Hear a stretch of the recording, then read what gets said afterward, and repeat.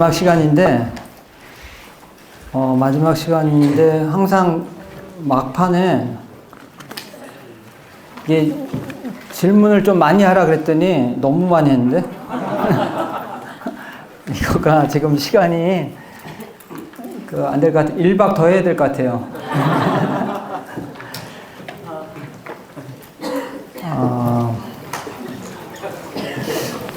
그러면 제가 하여튼, 작전상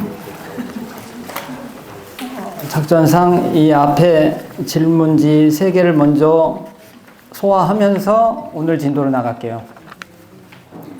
이런 작전으로 하면 그래도 어느 정도 커버할 수 있을 것 같아요. 이게 뭐냐면 어제 얘기한 거에서 그 질문 나온 걸 먼저 한번 읽고 약간 복습과 곁들여 오늘 할 내용이랑 연결되는 질문을 같이 읽으면서 할게요. 그러면 이게 질문도 소화하면서 진도도 나갈 수 있는 일석이조가 되겠죠? 네, 반대하는 사람 만장일치로 통과했습니다. 지금 질문이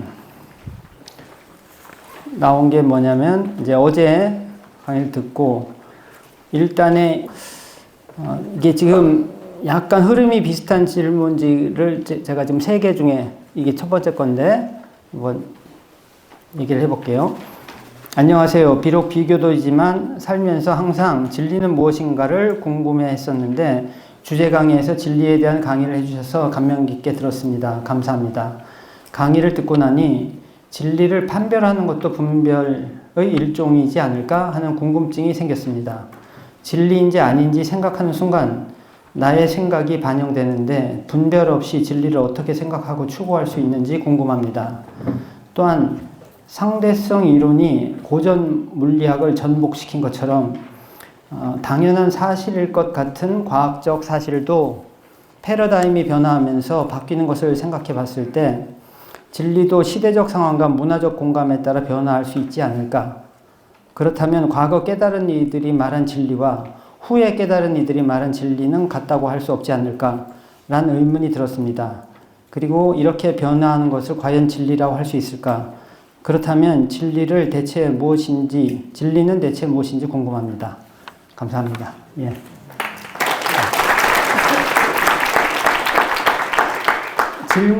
질문의 의도는 바로 파악할 수 있죠. 지금 무슨 질문인지. 제가요, 지금 여기 나오는 질문들을 충분히 설명하고 이렇게 하면 진짜 1박 가지고 모자라요. 한 3박 정도 더 시간 빼셔야 되는데, 단회에 가서 또 이제 토론을 하실 것에 제가 도움을 주는 얘기를 던지는 거 위주로 갈 테니까 잘 들어보세요. 우리가 말하는 지금 제가 말한 진리라고 한 거 있잖아요. 그거는 뭘 말한 거냐면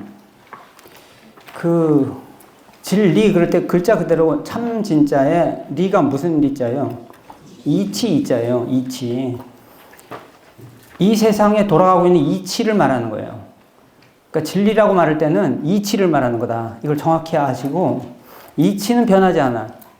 그러니까 아인슈타인이 나와서 뉴턴의 세계관을 다 부셔버렸어요. 그리고 그 전에 당연하다고 생각했던 것이 당연한 게 아닌 게 돼버렸어요.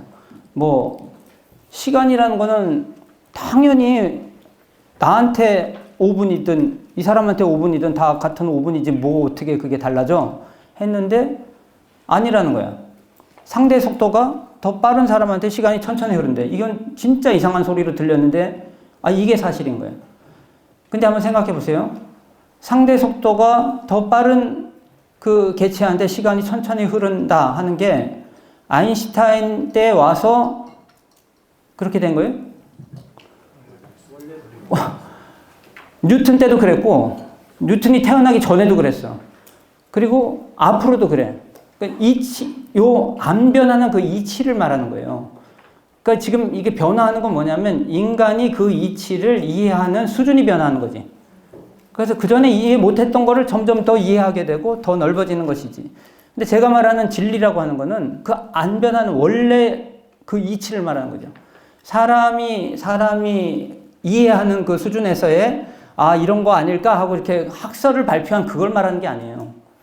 그래서 우리의 신앙의 대상이라고 하는 것도 그 진리를 믿어야 된다 하는 거지. 그 절대불변의 진리. 그냥 작동하고 있어요. 그 옛날에도 작동하고 있었고, 지금도 작동하고 있었고, 천만년 후에도 작동하고 있을 그걸 믿는다고 하는 거예요. 그러니까 어제 말한 대로 그 이치라고 하는 세상에 그 변함없이 작동하고 있는 그 이치가 어떻게 특정 종교의 편이 될 수 있냐고. 그 원불교 편도 아니고 기독교 편도 아니고 불교 편도 아니에요. 그는 관심이 없어. 불교가 태어났든 안 태어났든 아인슈타인이 태어났든 뉴턴이 태어났든 죽었든 이치는 그대로 가는 거예요. 그걸 얘기하는 거라 하는 걸 일단 아셔야 되고, 그리고 이제 이 진리를 깨달은 자들의 얘기하고 이 과학자들하고 그 연구 방법이 달라요. 그러니까 이 진리를 깨닫는다고 하는 거는 장님이 눈을 뜨고 보는 그런 것 같으면, 이 지금 과학의 연구는 코끼리를 이렇게 장님이 더듬는 것 같은 연구예요. 그러니까 이렇게 코끼리가 워낙 커. 한 번에 못 만져. 그러니까 이렇게 만지니까 다리 부분을 만진 사람은 이 코끼리가 통나무 같이 생겼다. 이렇게 학설을 발표해. 근데 다른 사람은 이제 막 귀를 만졌더니 무슨 부채 같다. 뭐 이런 식으로 이렇게 발표하니까 뭐가 이렇게 막 달라. 근데 이게 지금 깨달음의 길은 그런 식의 그 관찰을 해가지고 현상을 계산해서 이렇게 하는 그 공부 방법이랑 완전히 다른 방법이라서 그걸로 놓고 이거를 그렇게 말할 수 없다는 것 정도 일단은 던져드릴 수가 있어요. 근데 그 다음에 이제 더 자세히 들어가서 하는 거는 더 많은 얘기가 이제 필요하고 더 많은 경험과 체험이 또 필요한 거예요. 그러니까 그 정도 대답을 드릴게요. 예. 괜찮아요? 예. 다영 씨 질문. 그리고 무엇이 정의이고 불의냐의 기준이 진리에 맞냐 안 맞냐가 되어야 한다고 하셨지요. 예. 그런데 진리가 자동적으로 운행하고 있는 가운데 진리는 전쟁, 착취, 차별, 분단, 탄압 등으로 화연하잖아요. 현실에서 만나는 모든 것이 성스러워야 하는데 진리도 전쟁으로 자본주의 시스템 자체로도 나타나고 운행한다면 진리에 부합하는 성리는 무엇일까요? 물론 경전에 나오는 성리 관련 법문도 있지만 모든 것이, 즉 끔찍한 것 또한 진리의 화연이다. 그리고 진리가 정의 불의의 기준이다. 그 두 사실들이 어떻게 공존하는지 계속 의심이 납니다.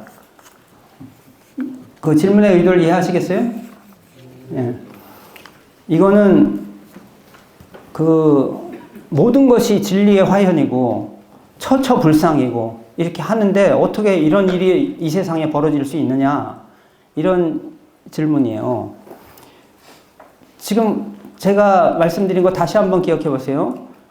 진리라고 말하는 거가 이치를 말하는 거다. 그 불변의 이치 그 자체를 지금 믿고 그게 대상이고 우리가 그거의 화연들이다 하는 거다, 이 얘기예요.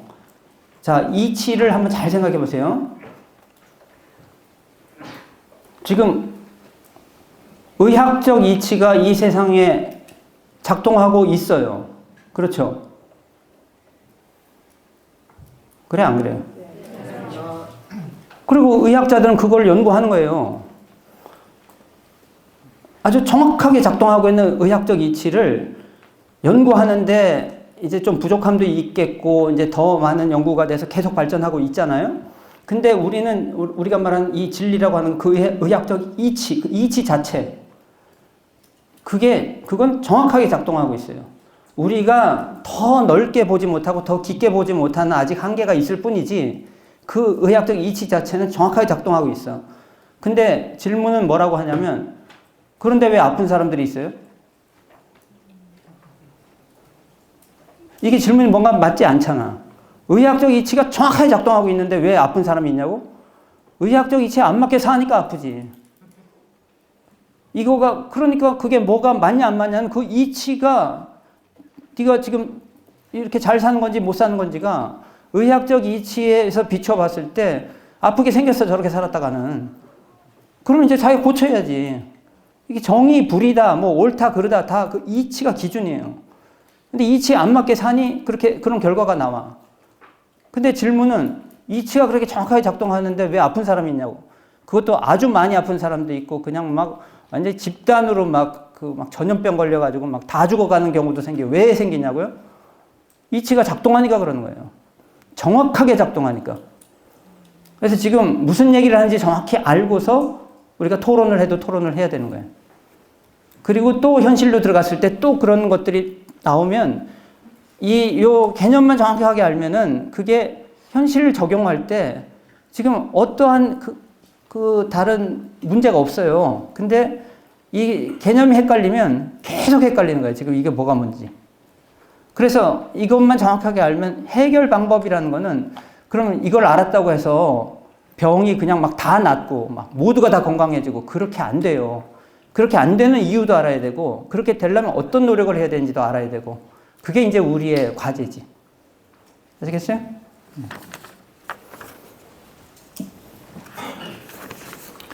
훈사님 안녕하세요. 예. 인과를 알고 업에 대한 이야기를 교우들과 나누던 중 갓난아기가 부모의 방치 혹은 학대로 인해 사망하는 경우를 생각해 보았습니다. 불생불멸, 인과보응에 따라 다양한 업이 발생하는 것을 알고 이 사건과 같은 경우 또한 업에 대한 결과로서 발생한다고 믿을 수는 있을 것 같습니다. 그렇지만 그에 대한 사실적 원리를 알고 싶은 마음의 질문들입니다. 믿음으로써 존재하는 것이 아니라 진실되게 존재하는 것이라는 확신을 얻고 싶습니다. 감사합니다. 이것도 사실은 갓난아기가 부모의 방치, 학대로 인해서 사망하는 경우, 그냥 막 어이없는 일이 발생한다 이 말이에요. 지금 무한항공 참사, 무슨 참사가 일어나고 막 하는, 지금 이게 다 같은 얘기들이에요. 막 어디서 막 탄압을 하고 막 그런 일들이 마구 벌어지고 있어요. 또 이제 그 반대된 일도 마구 벌어지고 있어요.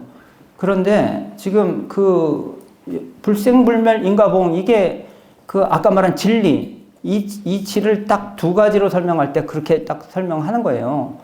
이치가 작동하고 있는데 우리가 한번 보세요. 1000만 가지 사람들이 1000만 가지 다른 행동을 하고 생각을 하고 말을 하고 그렇게 살고 있어요. 전부 다 달라. 그래서 이치는 절대 공정해요. 절대 공정하니까 어떠냐? 그 사람 하나하나마다 전부 다른 결과가 시시각각 다른 결과를 받고 있어. 수없이 많은 사람들이 전부 다르게 생각하고 행동하고 말하고 살고 있는데 절대 공정하기 때문에 실수하지 않기 때문에 그 하나하나 다 전부 달라요. 그래서 결과를 받는 것도 다르고 다시 그에 따라서 행동하고 반응하는 것도 달라. 그 사람의 수준에 따라 그 사람의 믿음에 따라 전부 다르게 그 일이 천차만별 벌어지고 있는 큰 일은 큰 일대로 작은 일은 작은 일대로. 그래서 그러한 일이 왜 안 벌어져야 된다고 생각하는지 저는 잘 모르겠어요. 그런 일이 벌어지는 게 그만큼 그런 일들을 하고 살고 있는데 아무 일도 안 벌어져야 된다? 어떻게 그럴 수가 있어요? 이거는 정확하게 이해하고 지금 이런 상황 속에서 그것이 더 좋게 되려면 어떻게 해야 되는지를 정말 적극적으로 현실적으로 생각하고 나가는 게 우리 마음 공부하는 사람이라 이 말이에요. 이걸 잘 이해하시고 지금 이해가 조금 덜 되는 건 하여튼 단회에서 알아서 잘 하세요. 지금 오늘 시간 없으니까.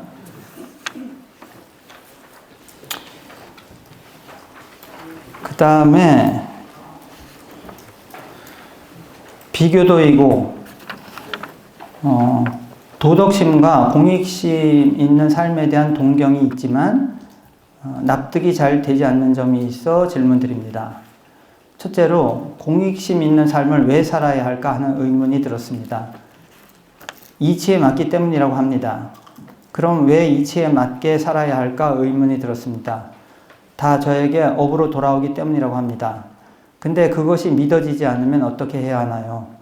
그리고 그것은 공익심이 아닌 사심 아닌지요? 둘째로 열심히 공부하는 교우에게 왜 그렇게 열심히냐고 물었더니 세상에 더 은혜가 많도록 하기 위함이라고 합니다. 그런데 그렇게까지 열심인 이유가 나 잘 되자는 것도 아니고 세상을 이롭게 한다는 것인 게 이해가 잘 되지 않습니다. 이게 오늘 말하려는 주제랑 아주 딱 부합되는 질문을 해 주셔서 되게 감사하면서 읽었어요. 지금 내가 오늘 아침에 여기 들어와서 이 의자에 딱 앉았는데 갖다 주더라고. 이것을 질문 들어갔다. 근데 딱 보니까, 지금 진도 나갈 거랑 딱 맞네. 잘 됐다. 그래서 첫 시간에 읽었어요. 오늘 얘기하고 싶었던 게 공익심에 대한 거예요. 한번 잘 생각해 보세요. 우리가 그냥 다른 거 떠나서 어떤 사람을 볼 때 어떤 사람이 어떤 행동을 하고 말을 하고 막 했을 때 굉장히 저 사람은 안 되겠다. 나쁜 사람이 저 사람. 막 이런 생각이 들고 막 분노가 치밀고 이럴 때 보면 기준이 뭔가 한번 생각해 보세요. 그리고 저 사람은 참 괜찮은 사람이다. 이게 우리가 일반적으로 그렇게 말하고 판단하면서 살아요. 근데 그때 보면요, 굉장히 쉽게 한 가지 기준을 얘기할 수 있어요. 그 전체 입장에서 잘 되는 쪽으로 행동하고 말하고 생각하는 사람은 괜찮은 사람으로 다 인정받아. 근데 그러니까 한마디로 공익심이 없어. 근데 많이 없어. 지밖에 몰라. 그러면은 뭔가 저 사람은 아니야. 우리가 거의 그렇게 판단하고 비난도 하고 막 그래요. 그 기준이 왜 있을까? 그게 어릴 때부터 배워서일까? 근데 어릴 때부터 배워서라고는 말하기 힘든 게 수업 시간에 아무리 그걸 가르쳤다 하더라도 그렇게까지 공부들을 다 열심히 하지 않거든? 이거는 그거라기보다는 우리 속에 내재된 뭐가 있어요. 무의식 중에 그것이 저 사람 진짜 착한 사람인데? 저 사람 나쁜 사람인데? 이런 거가 거의 기준이 거기에요. 근데 그것이 제가 진리에 섭리에 맞느냐 안 맞느냐가 옳다 그르다 기준이라 했잖아요. 상당한 부분이 이 기준으로 보면 돼요. 전체가 잘 되게 하는 거. 공익. 전체. 내가 가정에 속해 있을 때는 가정 전체가 잘 되게 하는 쪽으로 내가 머리를 쓰고 행동을 하고 선택을 하고 이렇게 다니면, 이렇게 행동을 하면, 그러면 그게 대체로 옳은 길을 가는 거예요. 그럼 내가 어떤 이런 조직에 있어요.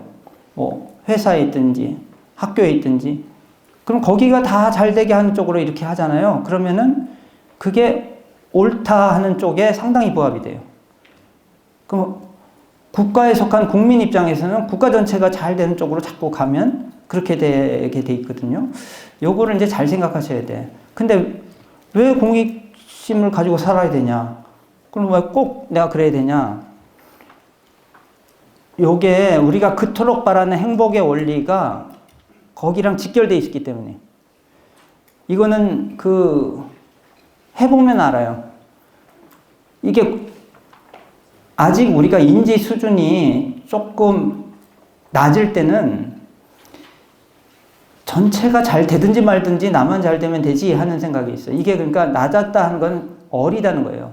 아직 철들지 않았을 때는, 철들지 않은 아기 때 보세요. 아기가, 여러분 어릴 때 한번 생각해 보세요. 아직 말도 못할 때, 2살 때 말하나? 말 겨우 할 때, 이럴 때, 자기 배고프면 울고불고 난리 하지. 내가 울면 부모님이 좀 힘들 텐데, 이 정도. 이렇게 생각했던 사람 있을 수도 있지만, 그렇게 없잖아요. 그게 뭐냐, 철이 안 들었을 때, 어릴 때는 자기밖에 몰라. 근데 이제 철이 들면서 그게 아니구나 하는 걸 이제 알게 됐는데, 이 원리가 어릴 때 이제 그러다가도 이게 철이 들지 않고 계속 그래. 그러면은 이게 이치라는 게 있다 그랬잖아요. 이게 의학적 이치, 과학적, 물리학적 이치처럼 정확하게 결과가 온다니까. 마치 우리 의학적 이치, 건강의 이치에 안 맞게 자꾸 살면 정확하게 그게 안 좋은 게 와서 결국 그게 무너지는 거랑 똑같아요.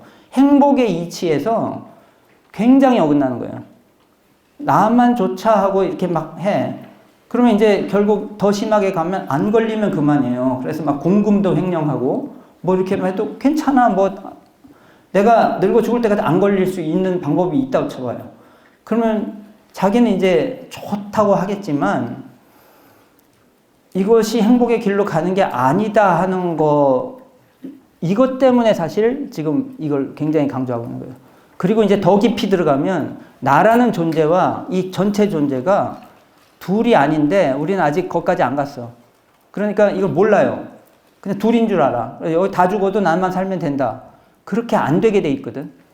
그거를 이제 그걸 깨달았다고 하는 거예요. 깨달은 자가 내가 이렇게 동떨어진 존재가 아니구나 하는 거가 보여. 마치 이게 온 몸이 한 몸인데 뭐예요? 손이 그냥 나만 살면 되지. 나머지 다 죽어도. 입이 이제 지만 알아. 그거랑 조금 잘 생각해 보면 이게 알 수 있는 비슷한 거예요. 그게 그럴 수가 없어. 그러면 다 같이 죽는 거예요.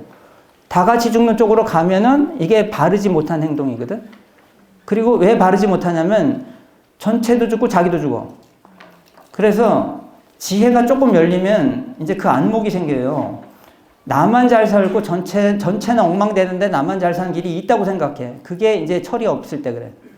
근데 그게 없구나 하는 걸 절실히 느껴. 이게 이제 좀 깨달음이 이제 열리기 시작하는 거예요. 그게 아예 없어요. 그게 동시에 같이 가. 그래서 행복하고자 하거든. 나를 놓고, 그러니까 나라는 것에 속박된 것 자체가 불행의 시작이에요. 알고 보면. 정확히 말하면. 그래서 해탈을 해야 되는데 뭘로부터 해탈을 해야 되냐? 나라는 것에서 해탈을 해야 돼. 거기서 우리가 자유를 느껴.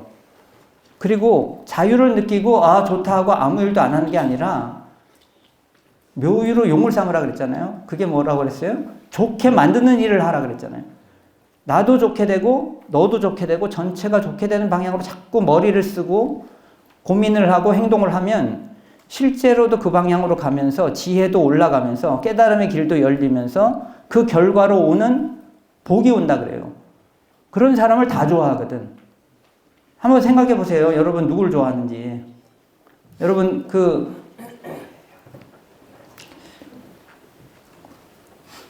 여러분이 가정에서든 직장에서든 뭐 학교에서든 여러분 바로 옆에 같이 살 사람이 지만 생각하는 사람이 좋겠어요? 막 서로를 전체를 다 생각하는 사람이 좋겠어? 응? 지밖에 모르는 사람 너무 좋아요? 그거 사기꾼 도둑놈들도 그런 사람 싫어해. 자기들 조직에 포함 안 시켜.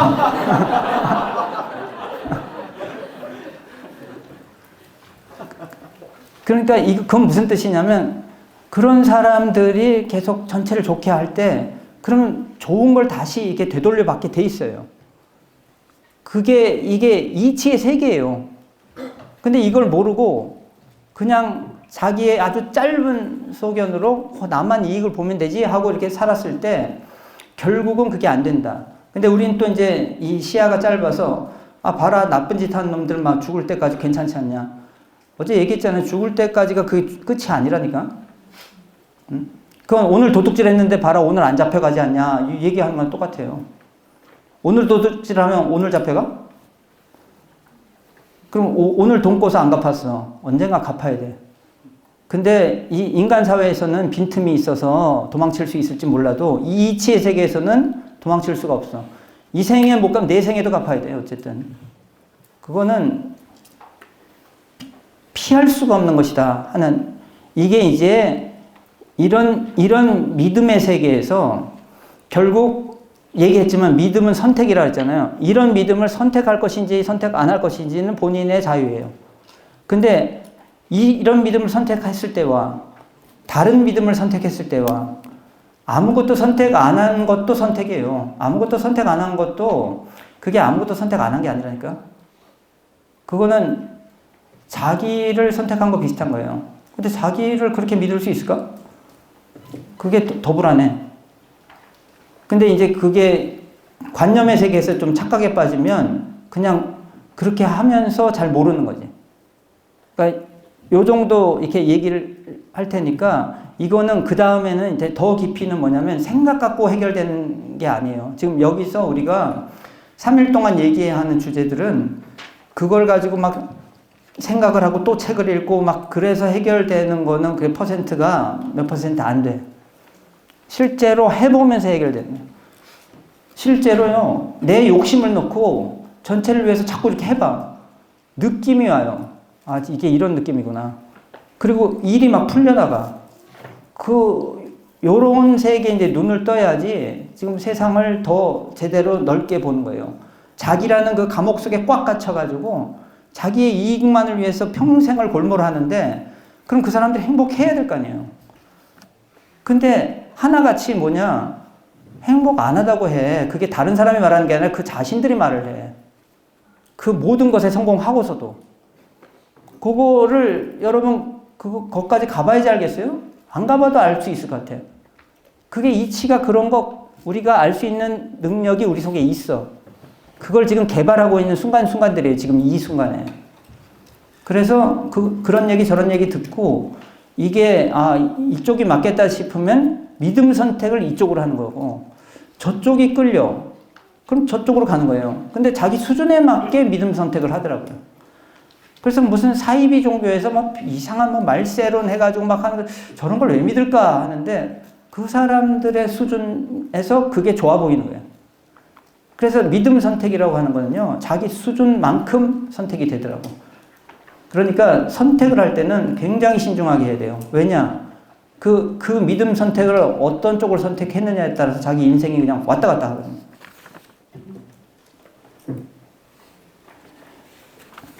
요거를 아시고, 첫 번째 시간에, 한 가지 더 말씀드려야 될 게 뭐가 있었냐면, 어제 신앙문에 대해서 얘기를 했어요. 신앙. 그래서 신앙이라고 하는 거는 지금 말한 절대불변의 이치의 그러니까 우리가 이론상 앞에 뭐 신고하고 기도하자 그랬잖아요. 그 이치, 진리를 상징하는 거라 그랬어요. 이론상의 진리 앞에 기도를 하는 거예요. 근데 기도를 왜 하냐? 그게 어제 말했듯이 무슨 아주 차가운 기계처럼 돌아가고 있는 세상이 아니라 우리 인간처럼 뭐 이렇게 알아가지고 막 너는 이러고 너는 이러고 너 복 주고 죄 주고 이런 존재는 아니에요.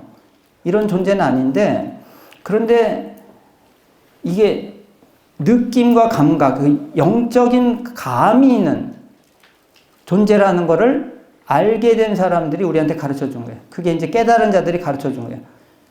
그래서 거기다 대고 기도를 하는데 정말 마음이 깨끗하면 그쪽 진리의 주파수하고 맞아 떨어지면서 이게 통해요. 기도가 그런 거예요. 사심 없이 기도를 하잖아요. 그러면은 이게 통하는구나 하는 느낌이 와. 그래서 사심 없는 마음으로 사심 없는 기도를 하면 그것이 서로 통해요. 그게 기도예요. 그러니까 마음에 욕심이 가득 차서 내 욕심 이뤄주세요 하고 기도하는 거는 사실 별 쓸데없는 짓 하고 있는 거고. 왜냐? 진리의 주파수하고 안 맞아. 마음이 깨끗해야 돼. 깨끗한 마음으로 전체를 위한 기도가 이제 진짜 기도예요. 뭐 자기 자신을 위한 기도를 하지 말라는 게 아니라 다 좋은데 이 정신이 자꾸 진리의 주파수에 맞춰서 기도를 해야 돼. 사심을 놓고 깨끗하고 빈 마음으로 자꾸 그렇게 하면, 그렇게 해서 나도 잘 되지만 저쪽도 잘 되고 다 같이 잘 되게 해달라는 이런 염원이 계속 나와야지 이게 적중률이 높은 기도가 돼요. 그래서 이 진리라는 그런 것인데 어제 얘기했던 중요한 게 그 진리가 우리 현실 이 세계랑 동떨어진 어딘가에 뭐 달나라 여기서도 47만 8천 킬로미터 저쪽에 어디에 있냐? 그게 아니라 지금 여기 없는 곳이 없다 그랬잖아요. 요것이 이제 원불교에서 굉장히 중요하게 여기는 것인데 그 이치, 그 진리, 그것이 여기에 우주 만유 속에 확산 관통되어 있으면서 모든 걸 주재하고 있다. 그런데 그 이치가 우주 만유를 통해서 우리한테 뭘 주고 있냐면 우리를 살게 만들고 우리가 그걸 이제 은혜를 준다 그래요. 그 덕분에 우리가 살고 있다. 그 진리 덕분에 살고 있는데 진리가 뭘 통해서 우리한테 주냐면 현실의 이 모든 것을 통해서 우리를 살게 만들고 있다 하는 요것이 이제 원불교가 주는 굉장히 큰 메시지예요. 그거를 사은이라고 불러. 사은. 네 가지 은혜. 그러니까 우주만유 전체가 은혜 속에 그냥 폭 담겨 있는 건데 그거를 이제 분류를 해본 거예요. 네 가지로. 그게 천지, 부모, 동포, 법률이. 이 네 가지로, 그러니까 그걸 합하면 우주 전체예요. 근데 나눌 때 이렇게 나눈 거죠. 우리가 살고 있는 집 같은 거예요. 우주 자연이라고 하는 거는. 여기 중도훈련원에서 우리가 지금 훈련을 나면서 은혜를 받고 있잖아요. 근데 중도훈련원, 그러면은 중도훈련원이 우리한테 은혜를 주는데 구체적으로 말하면 뭐예요? 일단 이 건물. 이게 이제 천지는 이 건물 같은 거예요. 이 집이야, 집. 근데 시설이 갖춰져 있고, 막 틀면 물이 나오고, 난방이 되고, 바람을 막아주고, 또 이제 방방이 이렇게 딱 편의시설이 갖춰져 있고, 이 천지가 그와 같은 시설을 갖추고 있어요. 땅에다가 뭘 심으면 뭐가 나. 우리 먹을 수 있게. 물도 제공해. 이 햇빛도 제공해. 근데 우리는 아직 철이 없을 때는 이게 당연한 거야. 받아 먹고 있으면서 당연한 줄 알아. 이게 은혜인데. 은혜인데 이 말은 뭐냐? 감사할 줄 알아야 된단 말이에요.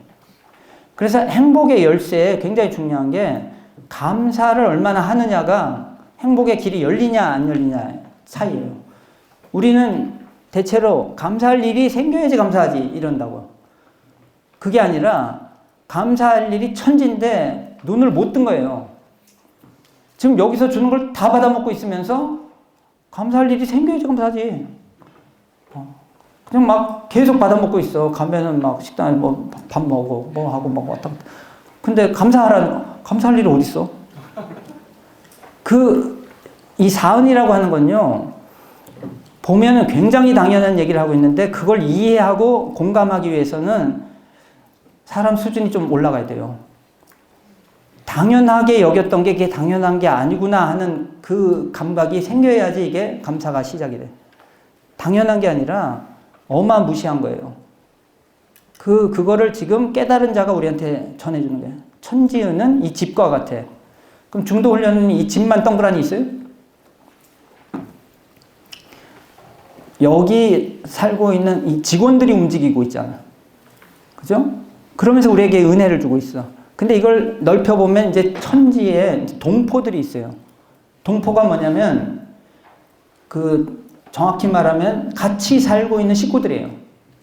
그 천지라는 큰 집에 같이 살고 있는 식구들인데, 다시 다른 말로 하면 모든 생명체, 모든 사람들뿐만 아니라 동물들뿐만 아니라 식물까지도 생명체들이 하나도 없어. 그럼 우리가 살 수 있을까? 살 수가 없어요. 지금 근데 덕분에 살고 있으면서도 감사 같은 거 몰라. 이 동포은이라고 하는 건요, 사람의 은혜만 봐도 어마어마한 거예요. 이거 지금 마이크, 이거 얼마짜리야? 대충 맞춰봐요. 얼마 정도? 18만 원? 28만 원? 조금 비싼데? 자, 28만 원을 나한테 줄게 이거 만들어라 그러면 만들겠어요? 28만 원이 아니라 2천만 원을 줘도 못 만들어. 만약에 동포가 싹 없고 너 혼자 만들어라. 왜냐? 왜 그러겠어요? 이거가 만들어지기까지 얼마나 많은 사람들이 여기 개입을 했겠어요. 얼마나 많은 사람들이 시행착오를 겪으면서 연구하면서. 근데 그 사람들이 또 그 사람들을 키운 부모가 있고 또 학교에서 가르친 선생님이 있고, 근데 한두 명이 아니야 지금. 이게 다 엮여 있어요. 근데 우리는 이게 그런 어마어마한 거란 거를 자꾸 잊어버려. 그냥 28만 원짜리고 18만 원짜리지. 안 그래요. 제가 전에 설교할 때도 얘기했지만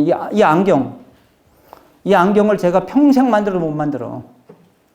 이 안경을 산 값은커녕 그거에 100배를 줘도 전부 다 하나하나 다 그런 가치 있는 것들이에요. 이 책상 이렇게 만드는 거 쉽지 않아요. 이것도 어마어마한 거예요. 지금 여러분 살고 있는 이 집, 여러분이 지금 살고 있는 집들 직접 지었어요? 그만큼 지으려면, 그 정도 수준으로 지으려면, 그리고 다른 동포들이 아무도 없는데 혼자서 그렇게 지으려면 어림도 없는 소리. 이게 이 사은에 막 응축된 세계에서 우리가 살고 있으면서 그 은혜를 받아먹고 살고 있으면서 몰라. 감사할 줄 몰라. 그러니까 행복의 길이 안 열려. 받아먹고 있으면서 감사할 줄 모르니까 갚을 줄은 더 몰라. 그래서 지금 우리가 인과의 법칙을 얘기했지만 원불교에서 제일 중요하게 여기는 인과의 법칙은 이 은혜를 알고서 감사하고 그걸 거기에 보은해야 되겠구나 하는 생각을 가질 때 행복의 길이 열려요. 그리고 그렇게 행동할 때 또 이게 선순환으로 돌아와. 마음도 보람이 있어. 편안해지면서. 근데 은혜를 계속 받고 있으면서 몰라. 모르니까 감사할 줄 몰라. 감사 안 하니까 그걸 갚어? 뭘 갚어? 그러면서 계속 자기 욕심으로만 가니까 이게 계속 더 막히게 돼 있어요. 뭐가 풀리는 것 같죠? 안 그래요. 행복의 길은 없어요.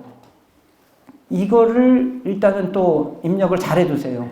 이거에 대해서도 엄청나게 많은 얘기를 지금 우리가 해야 되지만 시간이 지금 없으니까 쉬었다가 그 다음 시간 가도록 하겠습니다. 첫 시간을 이렇게 마치겠습니다.